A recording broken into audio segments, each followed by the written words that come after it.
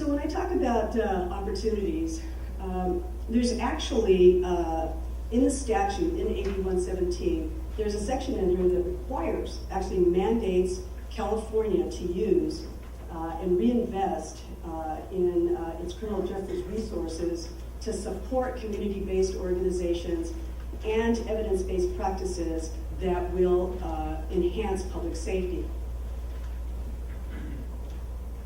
When we talk about evidence-based practices, you actually have the guru of it coming up right after me in Dr. Ed Latessa. But the statute itself refers to some practices such as the supervision tools that we, or approaches that we use, policies, procedures, any programs and practices that have been proven through either a meta-analysis or some type of scientific research that shows they work with this population, this realignment population, in reducing recidivism. When I look out in the audience, there are several of you that are not only a part of our adult realignment, but you're also part of our juvenile justice realignment.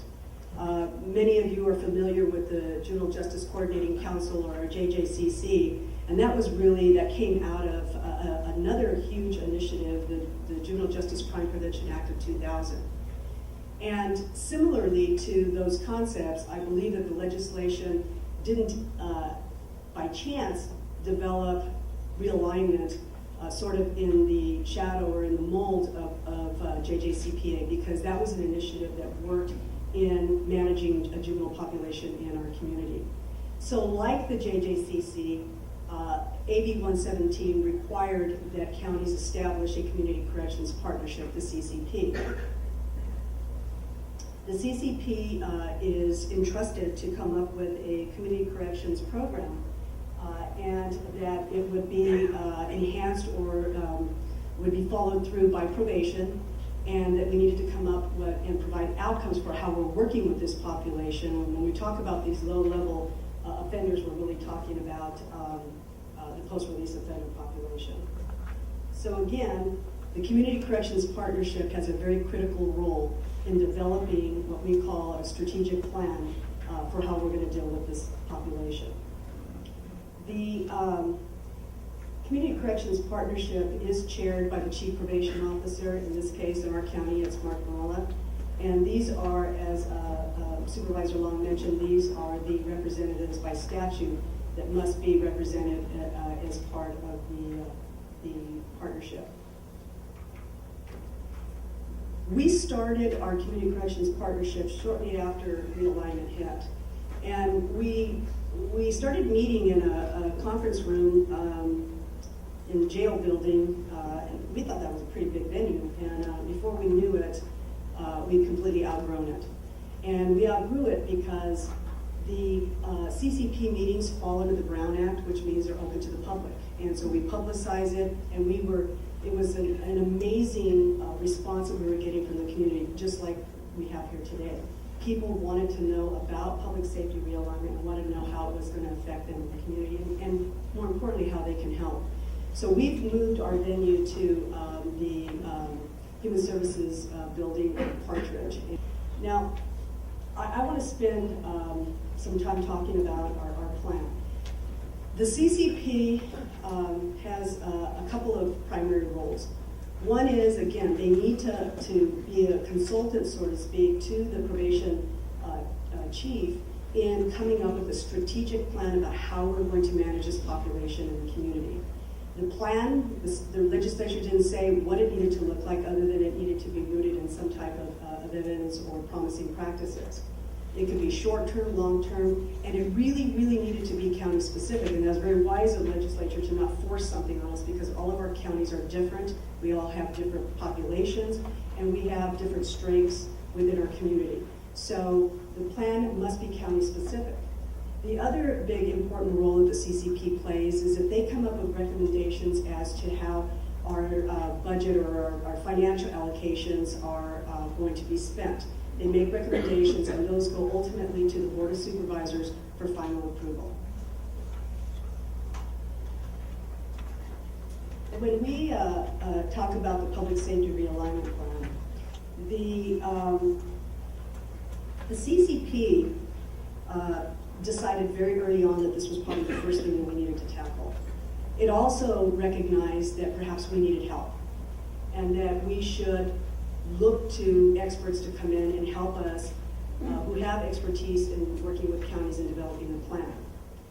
The CCP, through RFP, consulted with the Crime and Justice Institute to provide us a consultant to help work with the CCP in developing the plan.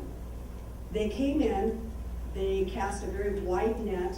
They were doing focus groups with community-based organizations, with citizens in our community, with offenders, with family members, with one-on-ones with the members of the CCP, with our board of supervisors, with probation. They basically, with clergy, they went out and they contacted as many people as they could because they wanted to be very well informed about what we have out in our community, where the gaps are, and sort of bring that together to help the CCP develop their plan.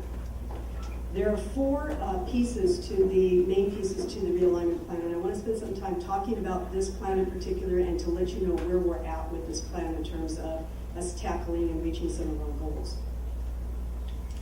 Under the first category, reduced recidivism rates of AB 109 offenders.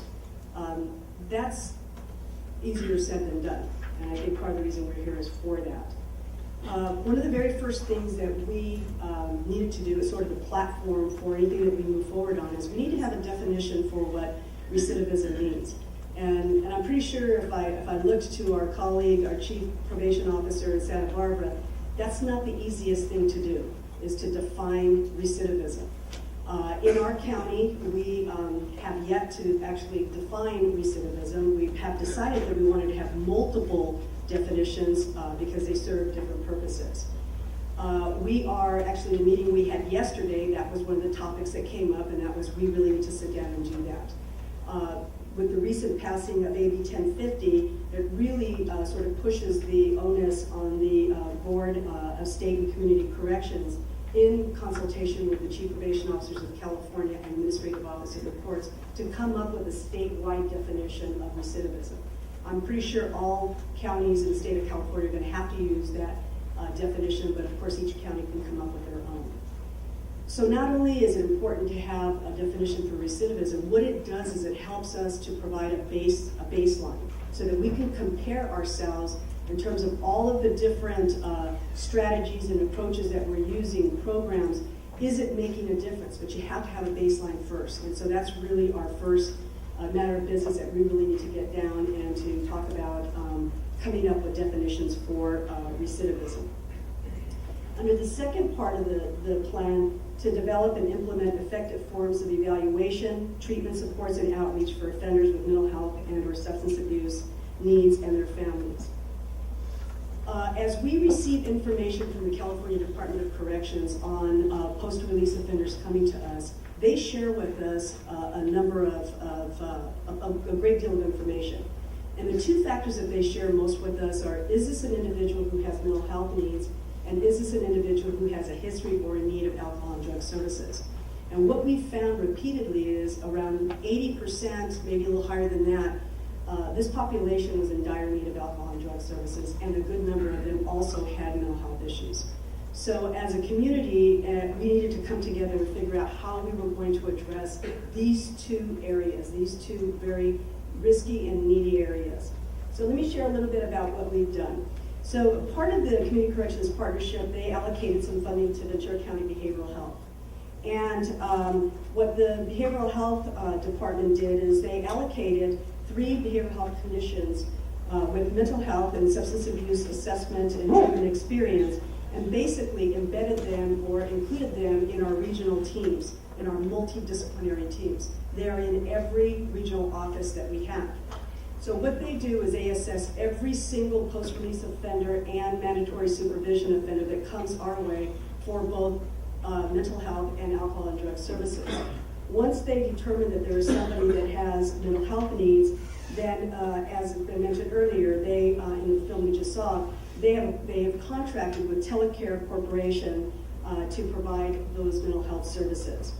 If it is someone who is in need of drug and alcohol assessment or services, We have several residential beds through KEPRA and Prototypes for Women, as well as Tarzana Treatment Center for detoxification as well. And then from an outpatient standpoint, we use the Simi Valley Alcohol and Drug Program and the Alternative Action Programs.